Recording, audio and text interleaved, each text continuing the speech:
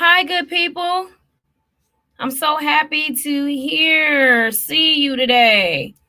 We're gonna wait a minute or two. I'm late, y'all. Had some interviews to do today, so I'm running a little bit late. But tag a friend, tag a friend, tag a friend. I'm so excited to see and be with y'all today. Hey, I can see my comments finally today. Tag a friend, tag a friend. We are going to get started in just a moment. I'm really excited to see y'all today. We're going to talk about the value of father-daughter relationships. The value of father-daughter relationships. So as y'all get in here, thank you, Sabrina, for tagging some folks. As y'all get in here, we're going to get to it because, again, I'm so sorry. I was running a little bit behind. Y'all, I'm still trying to find me another intern and another part-time receptionist. I have a full-time receptionist. Things are rolling, y'all.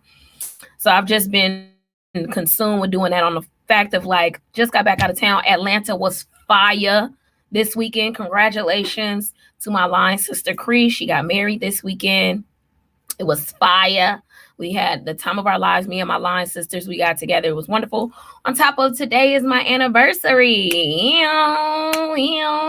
Been married 7 years, right? Work for every day of it. Yeah. Married for 7 years. Together 9. So yeah, today it's a magical day today. And I actually really wanted to talk about the importance of father-daughter relationships. Almost as a residual of Black History Month. I really wanted to get into it on Black History Month, but I didn't get the chance. I was really tackling relationships between, of course, intimate relationships. So this is just as important. On top of the fact that, y'all, I came up with a pen. Give me 1 second. Let me go get it so y'all can see it. Give me 1 second.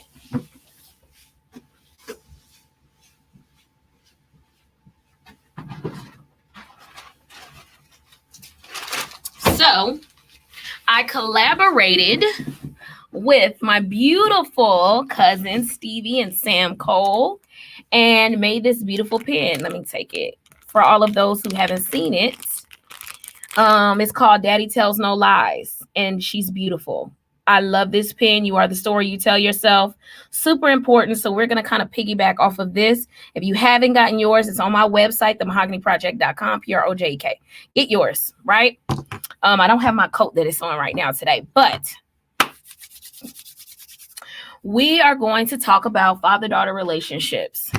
Why are they important? Okay. Let's just start from the foundation, right? I'm going to try to get as much as I can in like 30 minutes. Let's start from the foundation, right? As a young lady, when you're born, that connection between your father is super valuable. Your father is the individual that sets the stage for how you see heterosexual relationships or men, right? Because that becomes your expectation. Okay.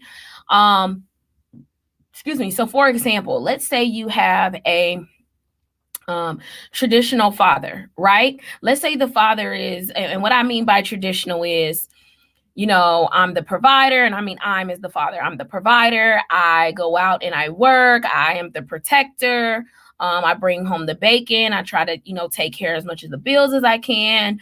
I may not have as much involvement with the children because the mother is seen as the nurturer and the caretaker of the children, right? Again, I'm going on the traditional space of what the man represented or what his role was. Okay. So then when this young lady grows up, that will be her basis or foundation for what a father is. If there was abuse in the household, if there was disrespect, if there was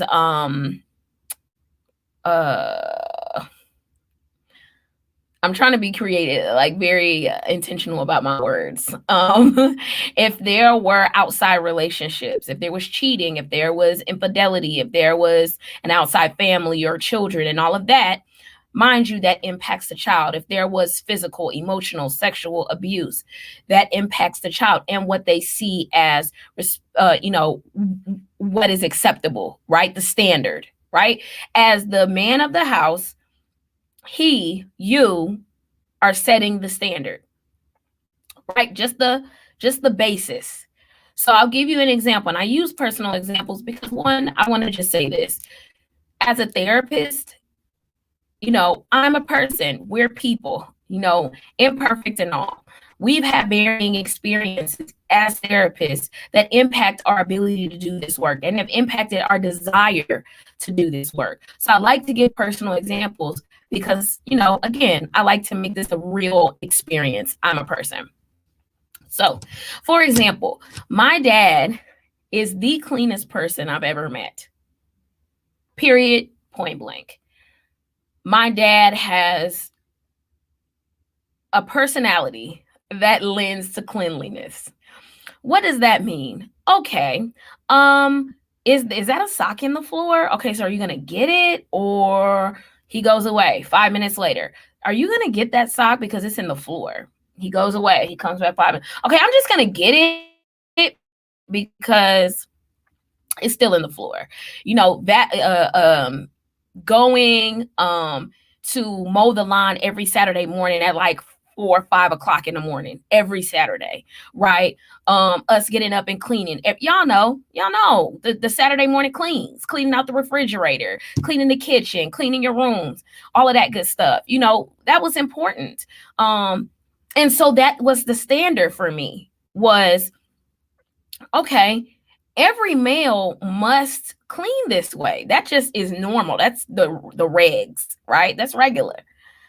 So when I got into the world as an adult, not understanding that most men don't function that way, it was a slap in the face to me. I didn't recognize that that's not most men's regular, right? Most men, from what I found, are fairly messy and like really unaware of like how they move, right? And I also noticed that there is a very clear difference between a Southern man and a man of like Western, more creative, new ideals. Southern men are often taught traditional values, right? The woman cleans up, the woman kind of does all of that. If, you should be cleaning up after me, that whole idea, which also impacts experience, perception, and the way that you behave, right? So again, I'm using this cleaning. Come on, Sade. Let me turn on this light, y'all. There we go. I should have did that in the first place. I'm using this cleaning example just to paint a picture, right? Because there is a connection here. How my father behaved and the expectations that I have for the man that I married, got interested in, dated, aligned, right? But let's say you say, well, that's not always the case. My father was abusive. I don't want someone that's abusive. Let's go with that logic. Sure. Who wants someone that's abusive, right? I could almost guarantee, though, however, your tolerance for abuse is either much higher or non-existent. What I find in those very extreme circumstances is the standard that is set are in extremes. So either you have very little tolerance for what is perceived as abuse, right? Or you have a very high tolerance for what is perceived as abuse. So, I was beat. So I just kind of was taught that, that is love and all of this. Or, if you even act like you about to raise your voice at me, use a cuss word, I'm out of here. That whole extreme, right?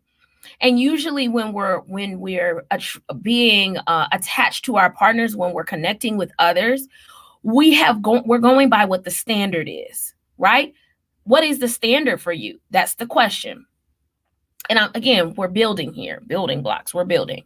So we would say, again, how does that kind of come back to the value of fathers' relationships with their daughters?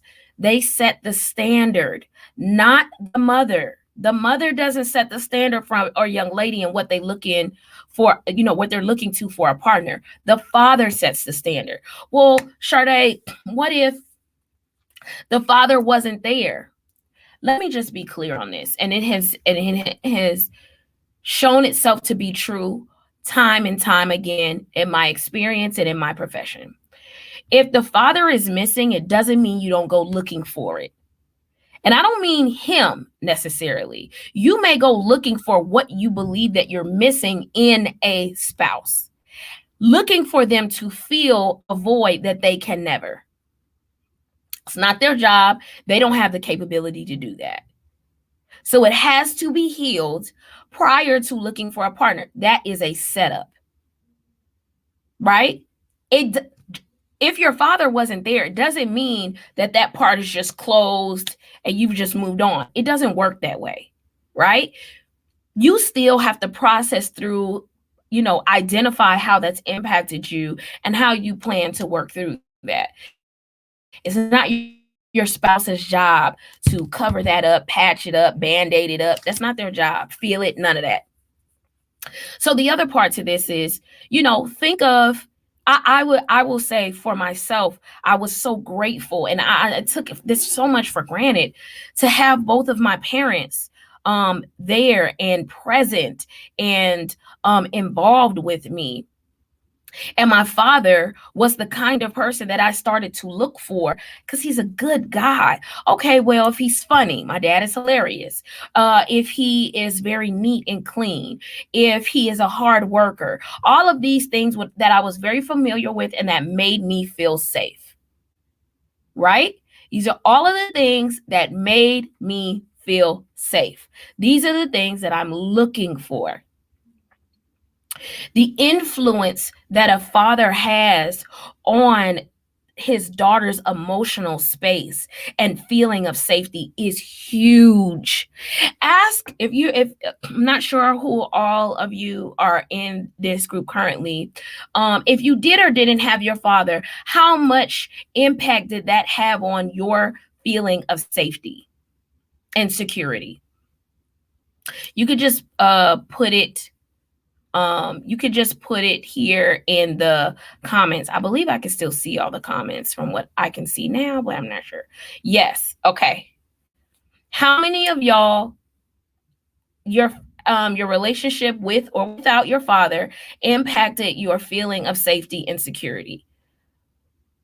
Right? Because that is traditionally the role of a man in the household. So if it's missing, I can't tell y'all how many folks I've heard say, I'm upset with him because he wasn't there to protect me. I'm upset with him because he wasn't there to create safety for me. I'm upset with him for everything he did or did not do, there or wasn't there for, is what I needed from him, right? Well, what if you have the father that provided for you financially, but emotionally was absent, right? Oh, my dad was there and I had a home and I had, things, I had clothes on my back. I had food in my stomach. I didn't miss out on anything. However, he was emotionally absent. Let me be very clear. And again, this is something I had to learn with doing my own healing, with talking to my own father and doing this kind of work for a living. Most men, majority of men, I would even say in the 90 percentile, right? Majority of men do not learn or are encouraged to be emotionally available or are educated on how to connect with themselves emotionally. That's not a general rule of thumb. That's not a general experience for most, specifically Black men. So most times, what we're looking for, they never learned or didn't even have, right? So do we count that as something that we missed out on? I think the idea is this. We have to be clear that our parents are limited, our fathers included. we see them, excuse me, especially as like a kid, you see them as like a superhuman. Oh, my parent can do anything. Why haven't they done this? And why? Because they're still people, they're still human beings. But I will say that again, the father for a daughter is the anchor, is valuable. For all of the mothers out there, as long as the father is not abusive, right? And I want you to be very clear that abuse can be varying, but it also can be left up to perception and subjective. Okay, I know that. Support your daughter having a relationship with her father. Support working as a co-parent as much as you can with the father. If y'all are not together anymore, it should not be about you in any way, shape, or form. It should be about the value of that child. If you say, well, Sade, my baby's father isn't shit, well, that's a reflection on you. The child didn't ask to be here. She didn't ask to be here, right? That's a reflection of your choice. And how did you come to that choice to choose that father for your child if he ain't shit? That's a reflection on you. You're going to have to put your big girl panties on and say, I didn't make such a good choice. Now that I'm going to have to live with this choice, I'm going to support my daughter having a relationship with her father because it's necessary for her. Even if I don't value him as a person, I value him as a father and necessary for my daughter, right? How much of your pain are you projecting on to your daughter? How much of your pain is becoming a barrier for your daughter and her father to have a relationship? How much of it? I've seen it happen too many times where especially young ladies take on the suffering of their mother and it impacts their relationship with their father. It's not fair. It's not fair. It doesn't give them an opportunity to have a genuine relationship with their parent. If the father isn't trying, if the father disappeared, it's also not your job to make excuses for him. I want to be clear about this. But it's also not your job to degrade him or talk about him in that fashion. That's not your job. Not your job. They will eventually have to grow, and you can have some very transparent conversations without being disrespectful or devaluing their father. Still their father, whether you value them or not. Are y'all hearing what I'm saying? Be very clear and intentional about how you nurture that relationship between that father and that daughter. It is invaluable. If he messes it up, he did it on his terms. So you're not answering for that. That's on him. But what you don't want to do is be the barrier because you're bitter or you're angry or you're frustrated for personal reasons. He was your choice. If I don't really know you, if I'm not familiar with your parenting style or just who you are as a person, or I'm questioning things, why do I choose to have a child with you? I think more of the questions now have to come back to, why are women choosing the men that they're choosing to procreate with? If they're not valuable as a person, how do you think that's going to be influence how they are as a father, or you co-parenting with them as a partner, like as a co-parent? All of that influences the daughter's relationship with their father. It's necessary. They create the story for who they are. Hear me when I say this. The father creates a story for who they are as a young lady. The work starts from the beginning. That's when the story starts. When they're in your womb, the story starts. How do you support, impact, influence that story? What are you doing? What's your role? The other part to this is, what are you willing to do to support your daughter in trying to nurture this relationship, right? Listen, I don't fix things. I'm not a magician. I don't have superpowers and none of that, right?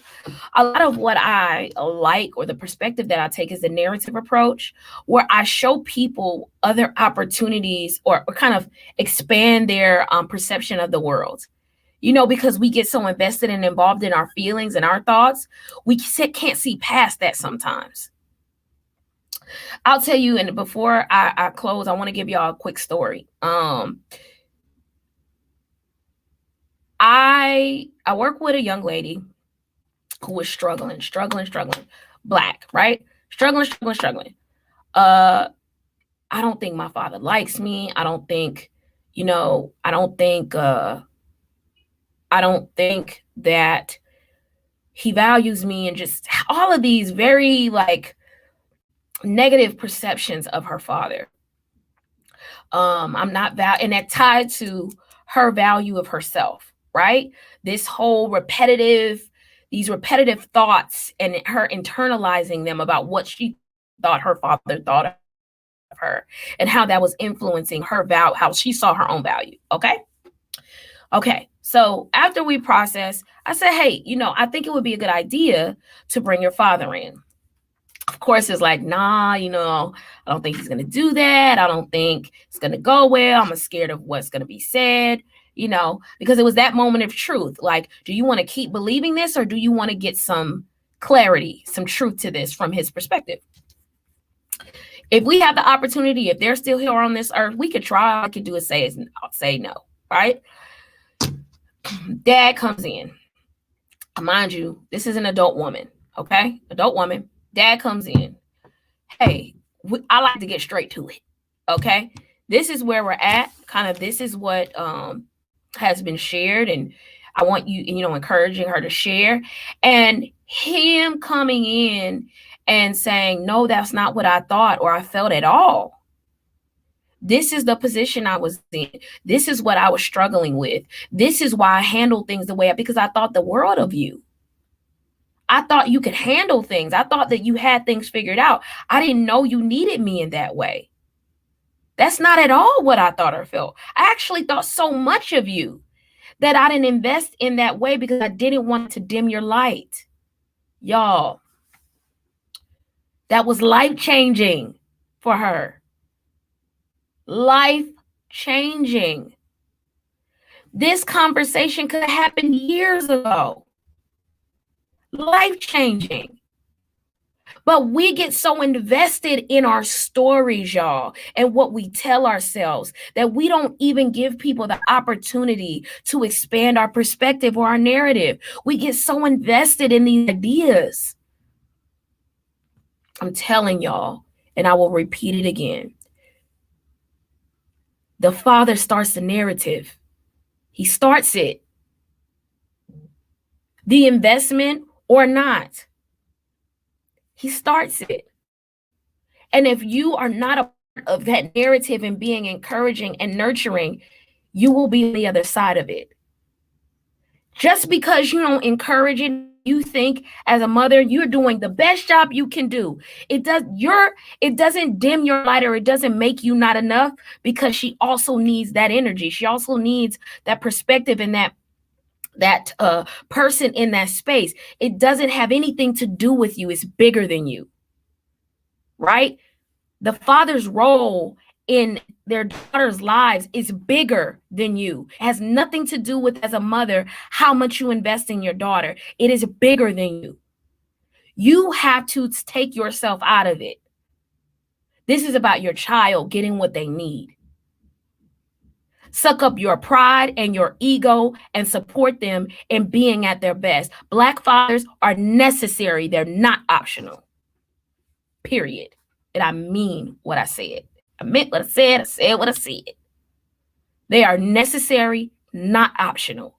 If it is their choice not to be involved, You could deal with that then. Take them to therapy, support them in their healing. But if they are trying to be there, do not become a barrier.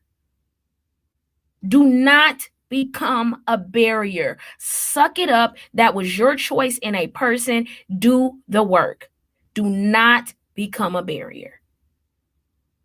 Do I think that those relationships can be challenging? Yes. Do they sometimes need to be co-facilitated? Yes. But am I saying that I've seen women become a barrier? Absolutely 110%, because it's personal. It's personal. You can't change that relationship. You can change your daughter's upbringing. You have a choice. Whether you make it or not is on you. It is valuable, so valuable for men to be involved with their daughters. They need that support, that anchor. They are the anchor. You are the ship. You guide it. You know, they are the anchor. I'm telling you, hear me when I say this. 2 different roles, 2 different lanes. You in 2 different lanes. You are beautiful, you are amazing, and so are they. Black fathers are necessary. They are beautiful. They become so much for these Black girls. They're necessary. Give them the space. Hear me when I say this. You can't take back what you did in an emotional turmoil. You can't take it back. Once it's done, it's done. You can do something different moving forward. Be very cognizant and mindful of your choices. They have lasting impressions and consequences. They're necessary. Fathers are not optional. They're really not. You don't have to like that, but it is what it is. You're not optional as a mom, but this is not about you. This is about fathers. Let's value them. Let's support them. Let's encourage them. Let's not make it difficult. Let's not make it difficult. Even if it's been 10 years and they want to come back, let them come back and let them do the work. Had another father, real quick, because I got to go. But I had another father where he missed out on his baby girl's life for like 10 years. But he wanted to come back. So we had to have a separate conversation. And I said, listen, you get no shorts here. If you want to come back, you do the work. Be consistent, be persistent, and lead with love. Your daughter don't owe you nothing. She didn't ask to be here. You owe her everything. So you show up. That's it. Be consistent, be persistent, and lead with love. And I said, even if she doesn't respond to you, you keep texting, you keep calling. Hey, I love you. Hey, I'm just checking on you. Hey, be persistent. Eventually, she'll come around. If not for nothing, to say, hey, thank you for still showing up. Thank you for being supportive, or acknowledging you, answering the phone. Maybe she'll eventually answer the phone. Keep going. Fathers, don't get discouraged. You're doing work. You're working. They need you. We, Black women, Black, which we were Black little girls at one point. We need you. You're not optional. You are absolutely necessary. And you are the universe and more. So thank you for all the beautiful, hardworking, involved, nurturing, loving, amazing, beautiful fathers out there, for everything you do for us, everything you give to us, everything that you invest in us, even things you don't have. We are so grateful. You are so necessary. And we are so appreciative of all you put on the line for us. Just as a Black girl, everything that you put on the line for us, just to do whatever it is you can do. And sometimes that's not much, but it's more than I know that you have sometimes. So we are appreciative. From every Black girl, I will speak just in this moment that you are appreciated, you are loved, you are the anchor, you are absolutely necessary, and you are valuable. So I hope y'all have a beautiful day. y'all can check this out like after the fact. It'll be on YouTube at the Barefoot Therapist. Share it.